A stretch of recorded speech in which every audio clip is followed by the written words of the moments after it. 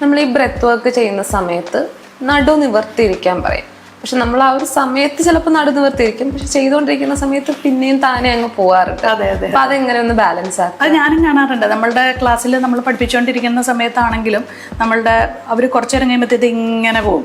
അപ്പോൾ നമ്മൾ അതിന് ഞാൻ പറയുന്നത് യോഗ ബ്ലോക്കിൻ്റെ ഉപയോഗം തന്നെയാണ്. അപ്പോൾ യോഗ ബ്ലോക്ക് നമ്മൾ മുകളിലേക്ക് കുറച്ചും കൂടി നമ്മളെ ഒന്ന് ലിഫ്റ്റ് ചെയ്യാന്ന് പറയും. അതായത് നമ്മുടെ സ്പൈനിനെ കണ്ടോ, ഞാൻ അങ്ങനെ ഇരുന്ന് കഴിഞ്ഞപ്പോൾ തന്നെ എൻ്റെ നടു അറിയാതെ നിവർന്നു പോകണം.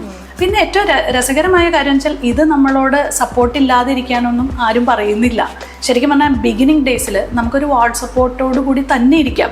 എന്നിട്ട് നമ്മൾ പ്രാണായാമം കറക്റ്റായിട്ട് പഠിച്ച് നമ്മൾ കുറച്ചൊക്കെ ഒന്ന് ഇത് കഴിയുമ്പോൾ കുറച്ച് നമ്മൾ വാളിൽ നിന്ന് കുറച്ചൊന്ന് മുമ്പോട്ട് പോവുക. അത് കഴിഞ്ഞിട്ട് നമുക്ക് ഇരിക്കാൻ പറ്റണം. നമ്മൾ കുനിയുന്നു എന്നറിയുമ്പോൾ നമ്മൾ വീണ്ടും വാൾ സപ്പോർട്ട് എടുക്കുക. അതേപോലെ തന്നെ പ്രായമായവർ, അവർക്കറിയാതെ ഹഞ്ചിങ് ആ ഒരു ഇത് വരും. അപ്പോൾ അവരൊക്കെ ശരിക്കും പറഞ്ഞാൽ കിടന്നുകൊണ്ട് പോലും നമുക്ക് പ്രാണായാമം ചെയ്യാം. അതിനകത്തൊന്നും യാതൊരു ബെഡ് റിഡൻ പേഷ്യൻസിന് പോലും ചെയ്യാവുന്ന ഒരേ ഒരു എക്സസൈസ് എന്താണെന്നറിയോ? പ്രാണായാമം.